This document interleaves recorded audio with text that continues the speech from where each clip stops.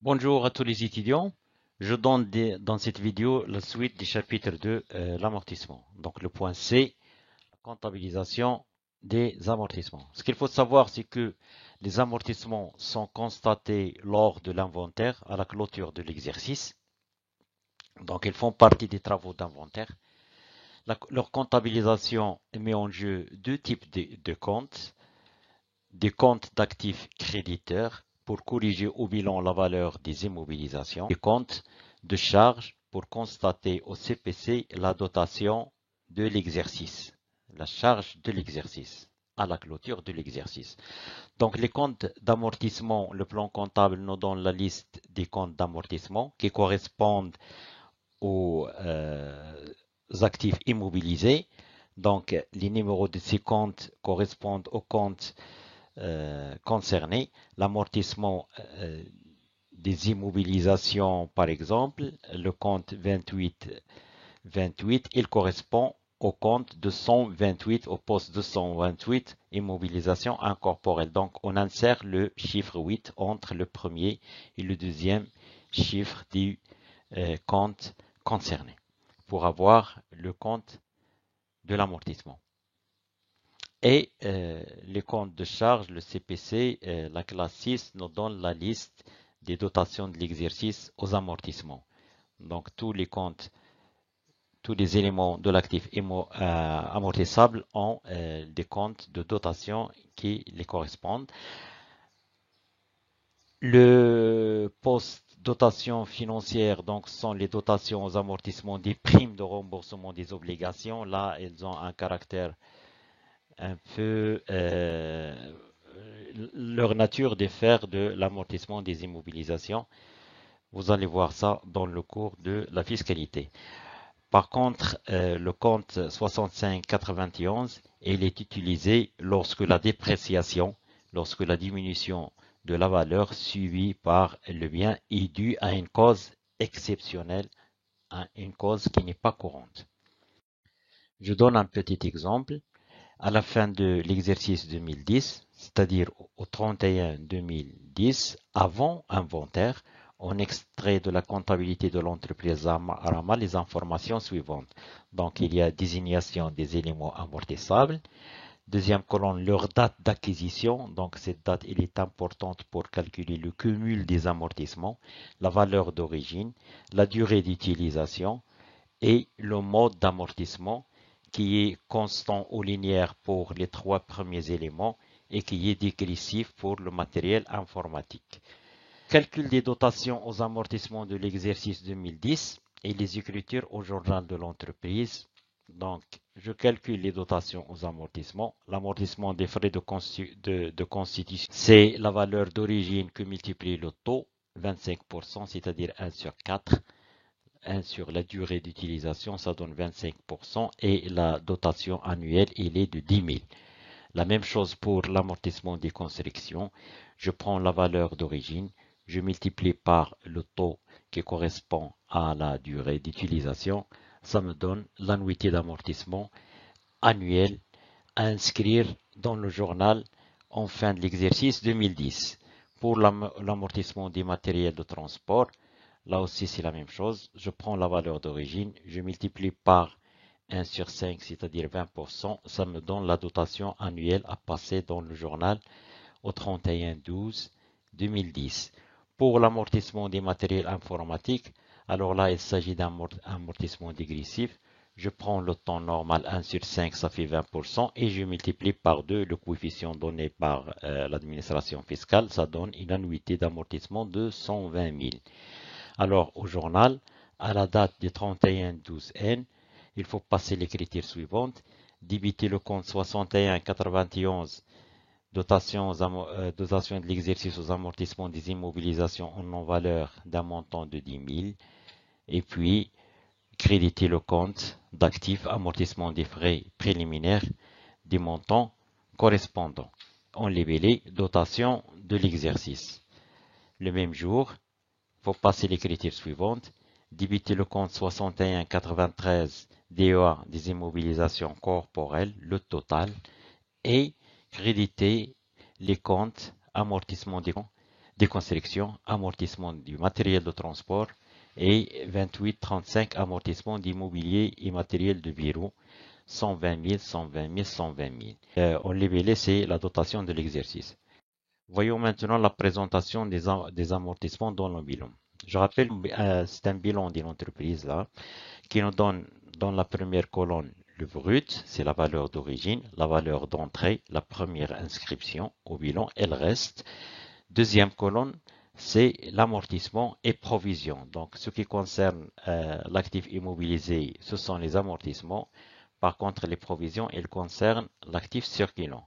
Donc, cette colonne nous donne le total, le cumul des amortissements pratiqués depuis l'entrée en service de l'immobilisation concernée. Et la troisième colonne, ça nous donne la valeur nette d'amortissement, c'est-à-dire le brut moins la somme des amortissements pratiqués jusqu'à cette date. Un extrait du bilan de l'entreprise concernée. Nous avons une colonne pour le brut, frais préliminaires, valeur d'origine 4 000, amortissement 30 000. Ce sont 3 années du 1er janvier 2008 au 31-12-2010. Ça fait 3 ans, donc 10 000, 10 000, 10 000, ça donne 30 000. Et le net, je fais la différence entre le brut et le total des amortissements, ça donne un net de 10 000. Pour les constructions, la même chose. Pour le matériel de transport, la même chose. Et pour le mobilier et matériel de bureau et aménagement divers, donc c'est la même chose. Cession des biens amortissables. Là, c'est un point qui est très important. Il s'agit des cas où une immobilisation amortissable a été cédée, c'est-à-dire vendue. C'est une opération non courante, puisque l'activité normale de l'entreprise, c'est pas la vente de ces immobilisations, mais c'est rarement que cette cession se réalise. Donc, voyons comment la comptabiliser à travers un petit exemple. Un matériel de production acquis par l'entreprise Star au prix de 200 000 dirhams en date du 1er janvier 2008 est cédé pour 70 000 dirhams le 1er avril 2014. Le taux d'amortissement linéaire est de 10%, ça veut dire que cette immobilisation doit normalement être utilisée pendant une durée de 10 années. Maintenant, on voit qu'elle a été vendue en cours de route. Les amortissements cumulés au 31-12 au lieu de 21, au 31-12-2013 s'élèvent à 120 000 dirhams. Le règlement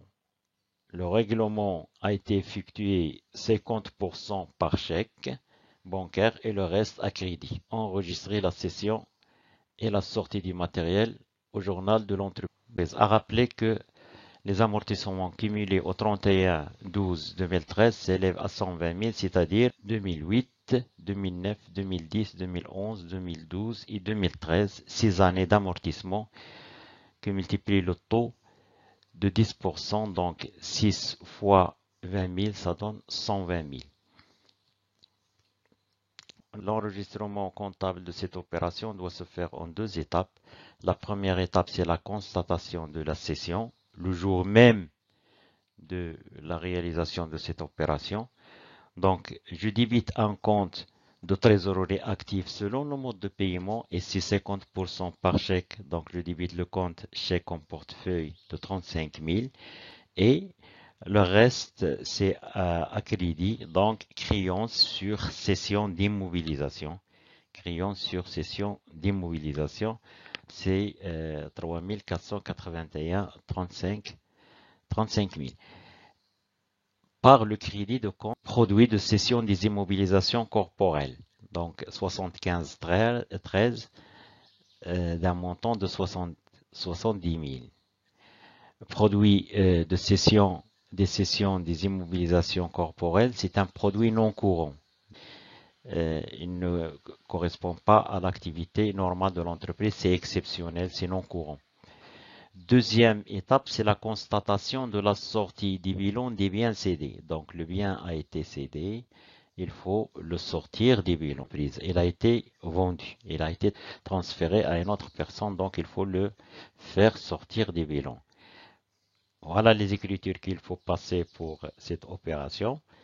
Donc, il faut calculer un complément d'amortissement pour l'exercice 2014 jusqu'au 31 mars 2014 parce que le bien cédé le 1er avril.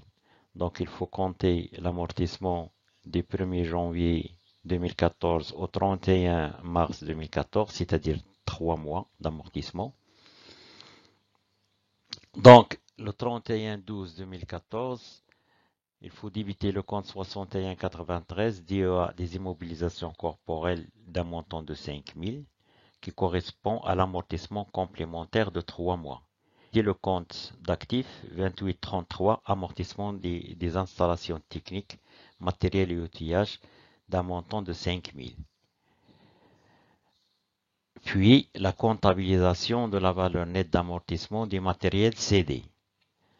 Donc, je calcule cette VNA.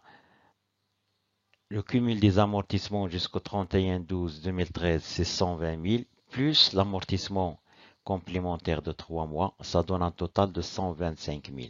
Donc, la VNA est égale à la valeur d'origine de 100 000, moins le cumul des amortissements, 125 000, ça donne un total de 75 000.